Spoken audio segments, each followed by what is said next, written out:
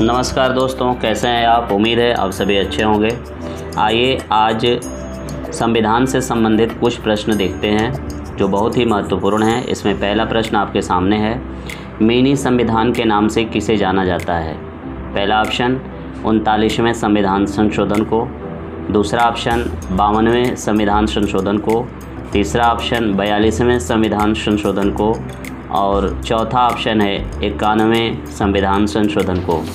तो आप बताएं आपका आंसर इसमें क्या होगा। उम्मीद है आपका आंसर आ भी गया होगा। सही ऑप्शन इसका है तीसरा 42वें संविधान संशोधन को।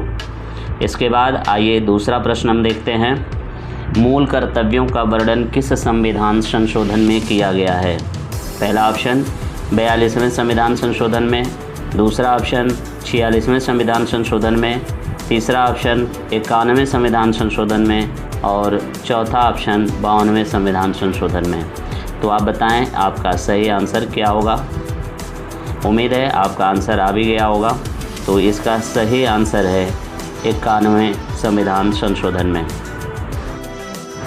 आइए अब तीसरा प्रश्न देखते हैं, किस अनुच्छेद के अंतर्गत देश के 6 से 14 वर्ष की आयु के सभी बच्चों को निःशुल्क और अनिवार्य शिक्षा का अधिकार है।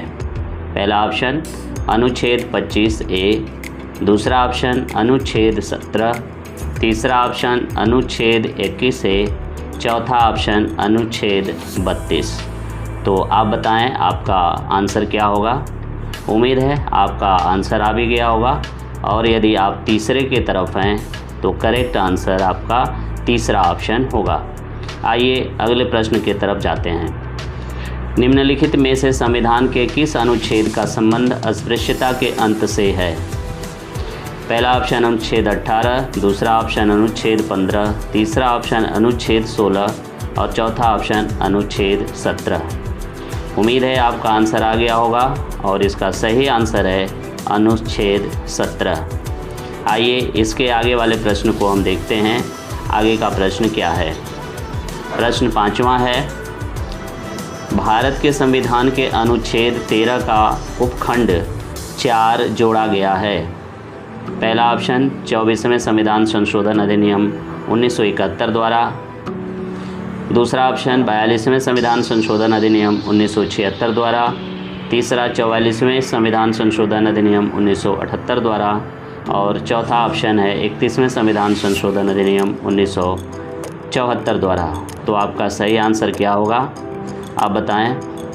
आइए देखते हैं इसका करेक्ट आंसर होगा पहला ऑप्शन 24वें संविधान संशोधन अधिनियम 1971 द्वारा यह उपखंड जोड़ा गया। आइए अब इसके बाद अगला प्रश्न हम देखते हैं, प्रश्न नंबर 6। भारत की संविधान सभा में मूल अधिकार समिति के अध्यक्ष कौन थे। बहुत बढ़िया प्रश्न है। पहला ऑप्शन है JB कृपलानी, दूसरा ऑप्शन है पंडित जवाहरलाल नेहरू, तीसरा ऑप्शन है सरदार वल्लभ भाई पटेल और चौथा ऑप्शन है राजेंद्र प्रसाद। तो आप बताएं आपका आंसर क्या होना चाहिए, सरदार वल्लभ भाई पटेल या राजेंद्र प्रसाद। उम्मीद है आपका आंसर आ गया होगा। इसका करेक्ट आंसर है सरदार वल्लभ भाई पटेल। अगला प्रश्न देखते हैं, प्रतिवर्ष किस तारीख को राष्ट्रीय मानवाधिकार दिवस मनाया जाता है। पहला ऑप्शन 12 जनवरी, दूसरा ऑप्शन 22 अप्रैल, तीसरा ऑप्शन 28 फरवरी और चौथा ऑप्शन 10 दिसंबर। उम्मीद है आपका आंसर आ गया होगा। यह बहुत आसान प्रश्न है।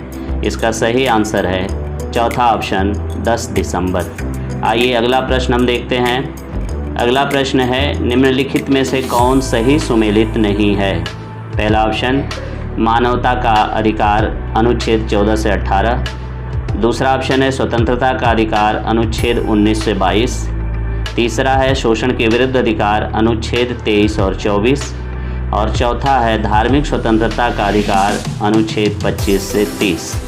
तो आप बताएं इसमें से कौन सुमेलित नहीं है। उम्मीद है आंसर आपका आ गया होगा। इसका सही ऑप्शन है चौथा, धार्मिक स्वतंत्रता का अधिकार अनुच्छेद 25 से 30।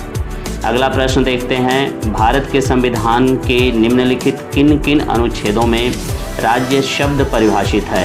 पहला ऑप्शन अनुच्छेद 12, दूसरा ऑप्शन अनुच्छेद 36, तीसरा ऑप्शन अनुच्छेद 125 और चौथा ऑप्शन है उपरोक्त में से सभी।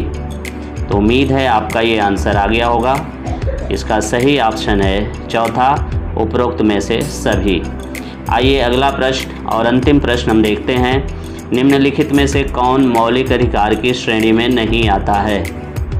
पहला ऑप्शन समानता का अधिकार, दूसरा ऑप्शन स्वतंत्रता का अधिकार, तीसरा ऑप्शन शोषण के विरुद्ध अधिकार और चौथा ऑप्शन है संपत्ति का अधिकार। ये तो बहुत आसान प्रश्न है, आपसे बन भी गया होगा। आइए इसका करेक्ट आंसर देखते हैं, संपत्ति का अधिकार। धन्यवाद।